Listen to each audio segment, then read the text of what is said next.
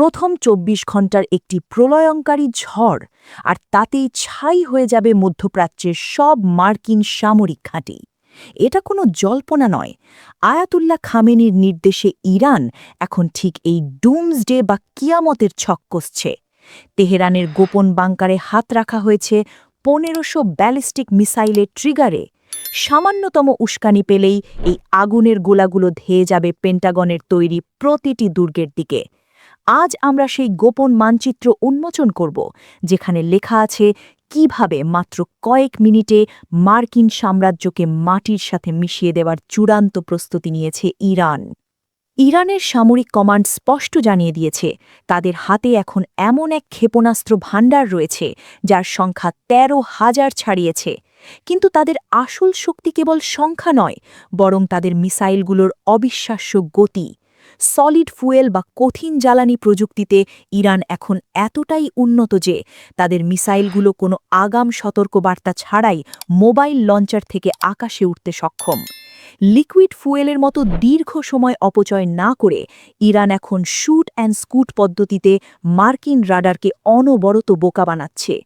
কিন্তু প্রশ্ন হল, এই ১৫০০ মিসাইল কি কেবল একটি সংখ্যা, নাকি এর পেছনে লুকিয়ে আছে এমন এক হাইপারসনিক দানব যা আমেরিকার কয়েক বিলিয়ন ডলারের প্যাট্রিয়ট বা থার্ড ডিফেন্স সিস্টেমকে স্রেফ খেলনা বানিয়ে দেবে? এই রহস্যের উত্তর লুকিয়ে আছে মাটির কয়েক শ ফুট গভীরে, যেখানে তৈরি হয়েছে আস্ত একটি মিসাইল সিটি। সেখানে দিনরাত উৎপাদন চলছে ফত্তা-1-এর। এটি কোনো সাধারণ মিসাইল নয়, এটি হাইপারসোনিক, যা শব্দের চেয়ে ১৫ গুণ বেশি গতিতে লক্ষ্যবস্তুতে আঘাত হানে। এর মানে হল, মার্কিন কোনো ইন্টারসেপ্টর একে শনাক্ত করার আগেই এটি তার কাজ শেষ করে ফেলবে। সাথে আছে ২০০০ কিলোমিটার পাল্লার খোররাম শহর ৪। ইসরায়েল থেকে শুরু করে দক্ষিণ পূর্ব ইউরোপ, খামেনির এই মরণ কামড়ের আওতা থেকে এখন আর কেউ নিরাপদ নয়। তবে ক্ষেপণাস্ত্র তো কেবল শুরু। ইরান যদি এমন কোনো ড্রোন মোতায়েন করে যা মিসাইল আসার আগেই শত্রুর চোখ অন্ধ করে দেবে, মহড়া কম্বাইন্ড 1404-এ ইরান ঠিক এই ভয়ঙ্কর গেম প্ল্যানটিই দেখিয়েছে। ইরানের নতুন রণকৌশল হল ড্রোন আর মিসাইলের এক বিষাক্ত ককটেল। প্রথমে আকাশে ওড়ানো হয় রিজওয়ান ড্রোন, যা নিখুঁতভাবে মার্কিন বাংকারের প্রতিটি ইঞ্চি শনাক্ত করে। এরপর ঝাঁকে ঝাঁকে পাঠানো হয় শাহেদ 136 আত্মঘাতী ড্রোন।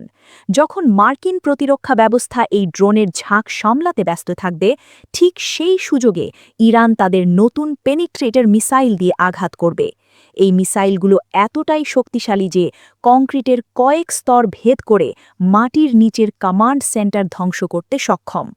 কিন্তু মুদ্রার উল্টো পিঠও আছে। পেন্টাগনের হাতেও কি কোনো তুরুপের তাস নেই?